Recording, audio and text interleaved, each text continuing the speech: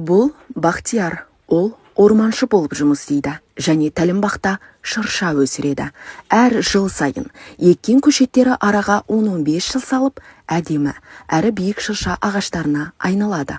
Ал бұлар браконьерлер, олар Бақтиярдың жылдар бойы күтіп өсірген шыршаларын аяусыз кеседі. Әр желтоқсан айында бірнеше күнгі мейрам үшін мыңдаған ағаштың тамырына балта шабылады. Шыршалар жүк көліктеріне тиеліп, базарға тасылады.